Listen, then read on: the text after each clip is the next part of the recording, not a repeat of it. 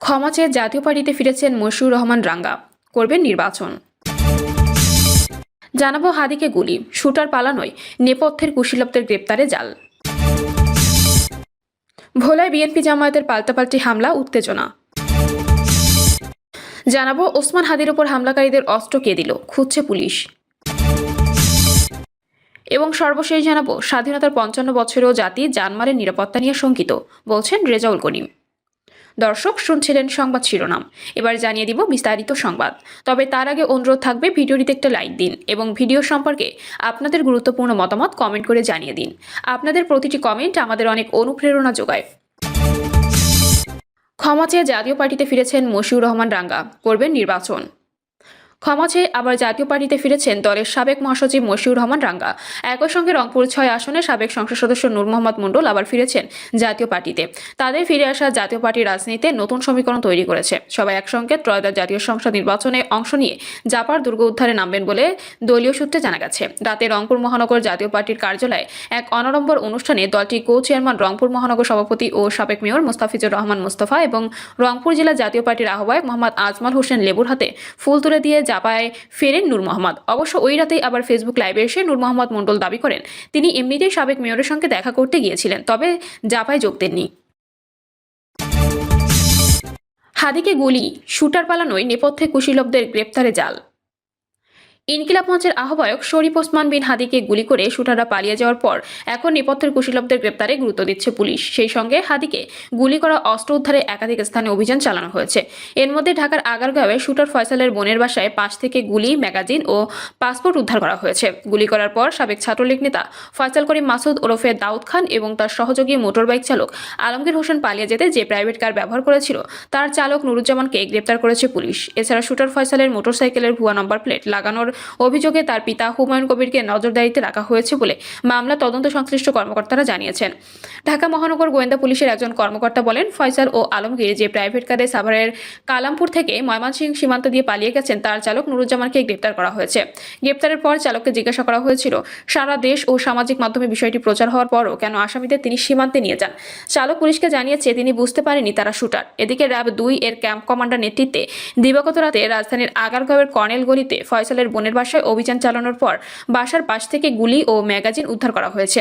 এ বিষয়ে র্যাব ২ এর camp commander major Manjurul কবির পিয়াল বলেন, ফয়সালের বোনের বাসার পাশ থেকে ২টি পিস্তলের ম্যাগাজিন, ১১ রাউন্ড গুলি, ৬টি পাসপোর্ট, ৪টি মোবাইল উদ্ধার করা হয়েছে।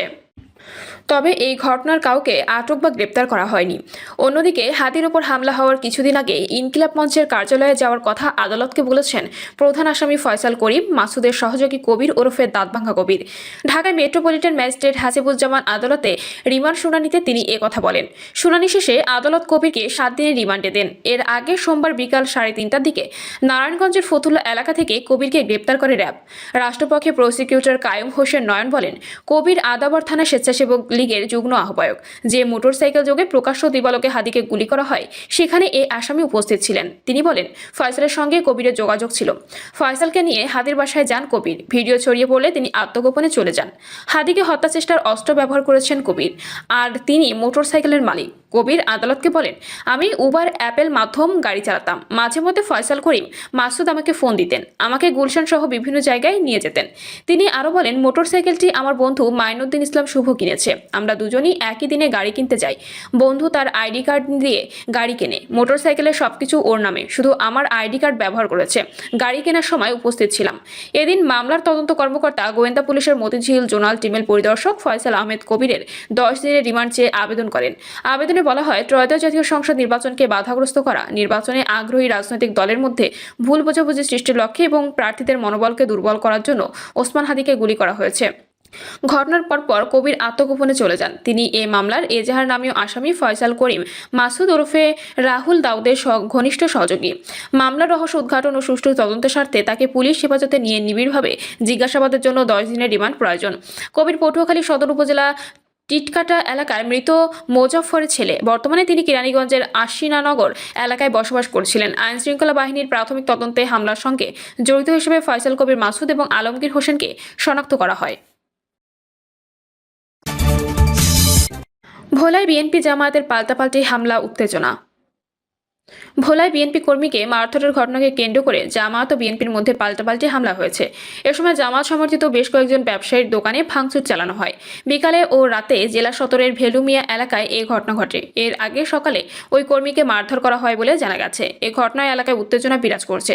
সন্ধ্যার পর বাজারে দোকানপাট বন্ধ হয়ে যায়। জানা গেছে রাত 8টায় জামায়াত সংবাদ সম্মেলনের আয়োজন করলে ছাত্রদলের একটি গ্রুপ মিছিল নিয়ে জামায়াত সমর্থিত বেশ কয়েকজন ব্যবসায়ীর দোকানে হামলা করে। এ সময় দোকানের মালামাল ও আসবাবপত্র বাহিরে ছুঁড়ে ফেলায় দেওয়া হয়। এর আগে বিকালে ওই বাজারে ব্যবসায়ী আশিকুর রহমান আশিকের দোকানে হামলা করে স্টাফকে মারধর করা হয়। উপজেলা বিএনপির সদস্য সচিব হেলাল উদ্দিন জানান, নির্বাচন বানচাল করতে ভোলায় বিভিন্ন উপজেলায় জামায়াত পরিকল্পিত হামলা করছে, উস্কানিমূলক কর্মকাণ্ড করছে। তবে জেলা জামায়াতের শুরা সদস্য আমির হোসেন জানান, সকালে জামায়াতের একটি মিছিলে বিএনপির এক কর্মী বাধা দেয়। ওই সময় তর্ক বিতর্ক হয়। এর জেরে বিকালে তাদের দলের সমর্থিত এক ব্যবসায়ীর দোকানে হামলা চালানো হয়। দোকানের স্টাফকে মারধর করে। রাতেও হামলা করে বিএনপি। ওই সময় সংবাদ সংগ্রহ হয়ে গেলে সাংবাদিকরাও অবরুদ্ধ হয়ে পড়েন। নৌবাহিনী ও পুলিশ পরিস্থিতি নিয়ন্ত্রণে আনে। এই ঘটনায় দলটির পক্ষ থেকে মামলা করা হচ্ছে বলেও জানান জামায়াত নেতা। এদিকে রাতে জেলা জামায়াত কার্যালয়ে সংবাদ সম্মেলন করে ঘটনা নিন্দা ও দোষীদের বিচার দাবি করেন উপজেলা জামায়াতের আমির কামাল হোসেন। ভোলা 1 আসনের জামায়াতের প্রার্থী দলের নায়েবে আমির অধ্যক্ষ নজরুল ইসলাম জানান, জামায়াতের জনসমর্থন দেখে বিএনপি তাদের হাইকমান্ডের নির্দেশে হামলা করেছে। ওসমান হাদির উপর হামলাকারীদের অস্ত্র কে দিল, খুঁজছে পুলিশ। শরীফ ওসমান বিন হাদির ওপর হামলার ঘটনায় ব্যবহৃত অস্ত্রের উৎস ও যোগানদাতাকে খুঁজছে পুলিশ। পাশাপাশি হামলাকারীদের সীমান্ত দিয়ে ভারতে পালাতে সহযোগিতাকারীদের গ্রেপ্তারের চেষ্টা চলছে। তদন্ত সংশ্লিষ্ট সূত্র বলছে, হামলার ব্যবহৃত আগ্নেয়াস্ত্রটি এখনও উদ্ধার হয়নি। অস্ত্র উদ্ধার ও যোগানদাতাকে গ্রেপ্তার করে গেলে এই হত্যা নেপথ্যে অনেক তথ্য জানা যাবে। হাদিকে হত্যা চেষ্টার মামলাটি তদন্ত করছে ঢাকা মহানগর গোয়েন্দা পুলিশ। ডিবির প্রধান মোহাম্মদ শফিকুল ইসলাম বলেন, হাদির উপর হামলায় ব্যবহৃত অস্ত্রটি এখনও উদ্ধার হয়নি। তারা সর্বাধিক গুরুত্ব দিয়ে অস্ত্র উদ্ধারের চেষ্টা করছেন। প্রিয় দর্শক, এই ছিল এখনকার সর্বশেষ সংবাদ। আপডেট সব সংবাদ পেতে চ্যানেলটি সাবস্ক্রাইব করে বেল আইকনটি ক্লিক করে রাখুন।